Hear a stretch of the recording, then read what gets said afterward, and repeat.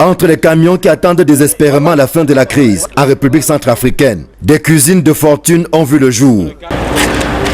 Nous sommes fatigués de manger l'haricot tous les jours.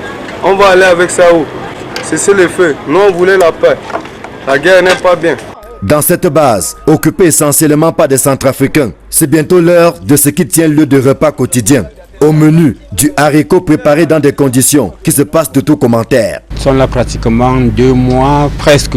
Là, on attend, avec les conditions de vie vraiment difficiles. Comme vous le constatez, il faut appeler celui-ci en route. Gardez-nous les petits régimes de plantain que vous voyez. S'il y a le charbon à bon banc, gardez-nous. Donc ce n'est pas du tout facile.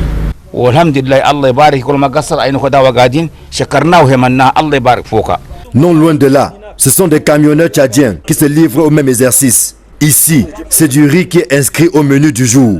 Un menu imposé à ses voisins et aux compatriotes camerounais par le climat d'insécurité qui règne dans une partie de la République centrafricaine. Bon, le peu que la société nous aide. Après le BGFT, bon, on se défend aussi comme ça. Tout à l'heure même, là, j'étais en communication avec la famille à la maison. Eux savent aussi que bon, on est en guerre. Parce que bon, l'homme chauffeur n'est pas différent d'un militaire. Il en est de la nutrition comme de l'hébergement. Depuis bientôt 2 mois que la frontière est fermée, c'est le sauve qui peut. Chauffeurs et convoyeurs dorment à la belle étoile, en bas des camions transformés en chambres de fortune. Difficile dans ces conditions de trouver le sommeil. Ça c'est notre hôtel. Oui, c'est ici qu'on dort. Donc depuis 2 mois vous dormez là? C'est là. C'est pas la grâce de Dieu, on fait avec ceux. On ne peut pas dire que nous sommes forts, nous sommes quoi, bon, on dort comme ça. Tous les jours, vraiment, ce n'est que le calvaire. On a même eu la chance que bon, ça ce n'est même pas la saison des moustiques ici. Vous voyez comment nous dormons. La voiture, tu te couches dans la chaleur, ne te laisse pas. Donc on est obligé de jongler comme vous voyez, nous sommes là. La nuit, on met en bas des camions, seulement on dort. Il n'y a pas de place pour dormir. Tu vas dormir où? Même l'argent, nous n'avons rien. Et ça, c'est le bien de quelqu'un. Tu ne peux pas laisser comme ça en temps, avec le chargement, le carburant et tout ça. Tu laisses, tu pars. En cas de quelque chose, c'est qui est le responsable. On voulait seulement partir.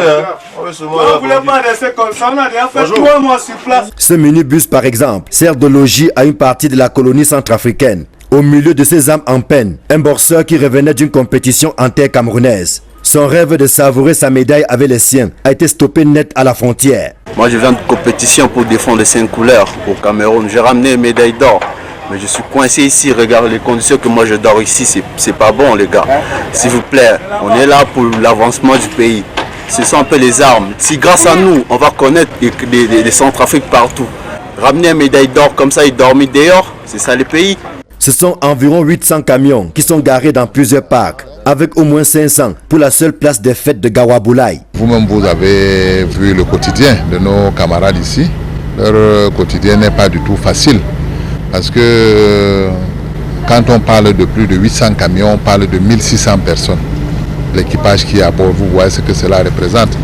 Et toutes ces personnes doivent vivre au jour le jour. Cette assistance consiste à aider les chauffeurs, à les alimenter, à leur donner des points d'eau.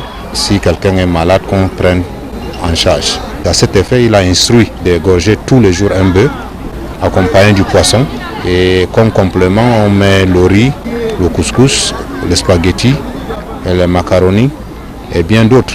Certains de ces camions transportent des denrées périssables. Ici, un dispositif spécial a été installé pour maintenir le poisson dans un état de consommation. Et cela a un coût. Les conteneurs frigorifiques, pour protéger ces marchandises que ça ne se gâte pas. Par semaine, nous consommons 2000 litres. Nous avons les groupes électrogènes ici. Quand on démarre ça de 3h du matin à 21h. Ça, c'est l'idée de notre boss pour garantir sa marchandise, qu'il a mis tout ce système en marche. On est confronté à une situation qui est un peu au-dessus de notre entendement. Les camions sont là depuis bientôt 2 mois. On n'arrive pas à gérer normalement parce qu'un camion paye 24 heures lorsqu'il siège au parc. Mais ça fait 2 mois, on a près de 500 camions, on n'a aucune recette. Et les caisses de la mairie sont asphyxiées. La mairie n'arrive pas à fonctionner parce que les caisses sont vides. L'avenir est d'autant plus incertain pour ces camionneurs que même l'ONU a du mal à faire passer l'aide humanitaire qui reste bloquée dans une centaine de camions. Le défi actuel n'est pas des moindres, étant la sécurisation de la route principale par laquelle arrivent tous les biens importés et acheminés par voie terrestre depuis le Cameroun. L'espoir pouvait venir du système des Nations Unies qui ont leurs produits, leurs marchandises également ici. Mais quand nous voyons qu'eux-mêmes sont en train de transborder leurs propres marchandises, ça veut dire que ça n'augure pas un lendemain meilleur. Parce que c'était le système des Nations Unies qui pouvait être notre assurance. Mais même eux sont venus avec leurs propres camions pour décharger la marchandise et partir avec. Donc, ce qui veut dire qu'il n'y a pas une issue vraiment favorable. Il y a quelques semaines, certains camionneurs se sont hasardés à pénétrer en territoire centrafricain. Ils ont été stoppés net par des rebelles qui n'ont pas hésité à ouvrir le feu. D'ailleurs, ces derniers mettent constamment en garde ceux qui oseraient s'aventurer sur le corridor. Voici bientôt 2 mois que ça dure. On dirait une éternité. L'attente est longue et stressante pour ces compatriotes, mais aussi pour ces Tchadiens centrafricains qui ne demandaient qu'à traverser et écouler leurs marchandises. Aujourd'hui, ils souffrent le martyre au quotidien. Dans un environnement qui n'est pas facile, il faut se nourrir, se vêtir, se mettre à l'aise, dans des conditions assez difficiles, telles qu'on a pu le constater ici à Garaboulaye.